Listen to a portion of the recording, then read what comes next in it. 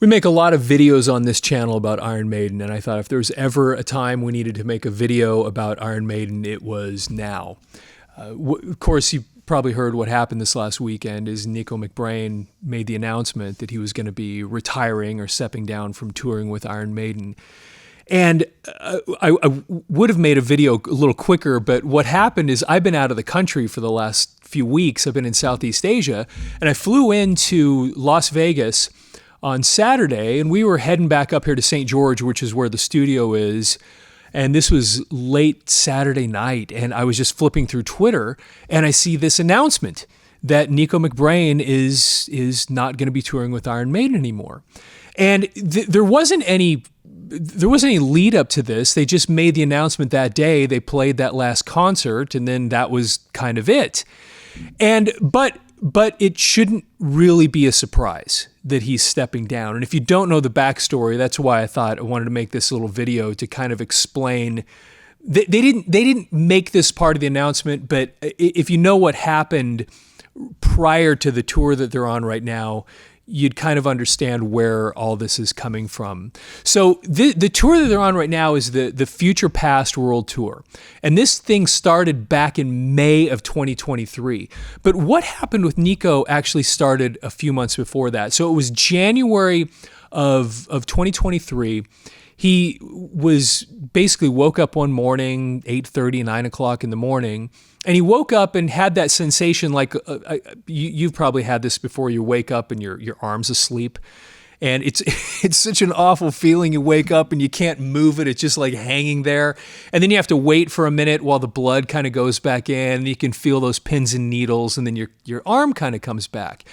Well, but this is what sort of happened with Nico, but he says that he woke up and he had that same sensation where he couldn't move his arm, but he could feel, though. He had all the sensation of feeling, but he couldn't move his arm. And he never felt the pins and needles start. And so he realized something was seriously wrong at that point. So they went to the hospital and realized that he had had a stroke. And so this is January of 2023. And they have a tour that's going to start here in May, the one that they just finished up. And just, so what we're talking about 3 months later, they're going to start their rehearsals. And he wakes up this morning and his right arm is totally unfunctional. And he's a drummer. You need your right arm.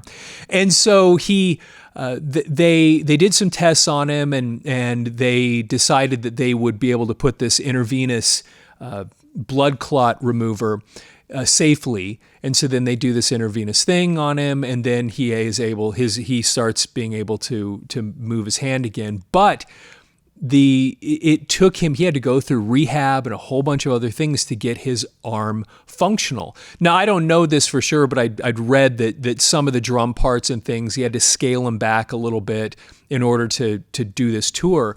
But so it took him these few months to get him to the point that he could really drum to the point that he needed to. Because, he's a great drummer, and Iron Maiden music is very demanding, especially from somebody that's in the part of the drummer.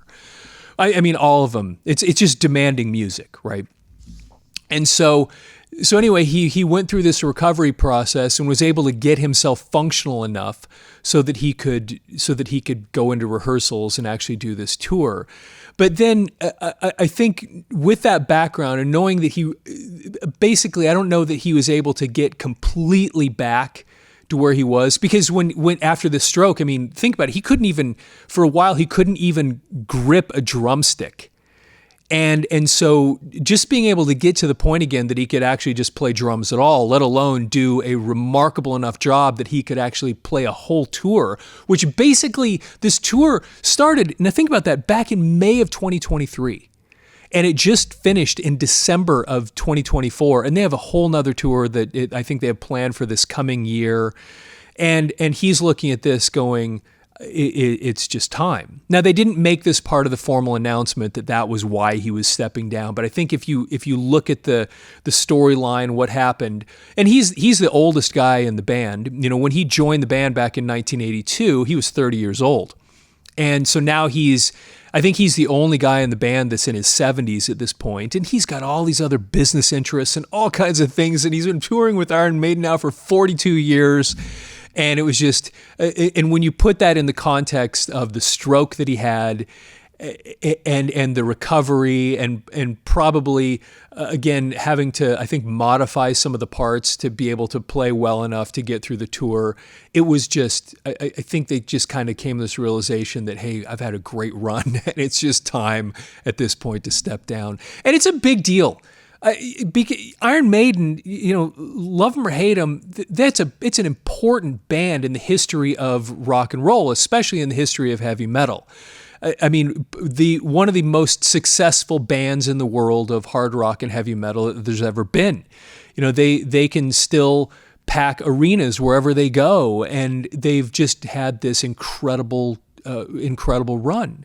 And he replaced Clive Burr back in 1982, and then of course Peace of Mind. And we're going to do a video probably later today that does the kind of things we normally do on this channel, where we look at old newspaper articles. And I'm going to talk a little bit about some other interesting things related to Nico, but I just wanted to put this first video out.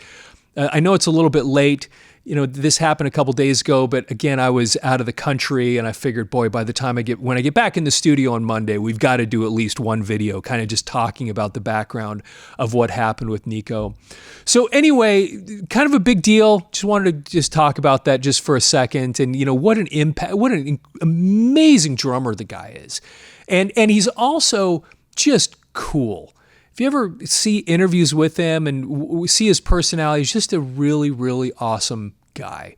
And so he's had an incredible run, and it's kind of sad to see these things kind of come to an end. But the fact that he had the stroke and was able to recover the way that he did, and was able to still make it through this extremely, long, taxing tour the way he did, pretty awesome.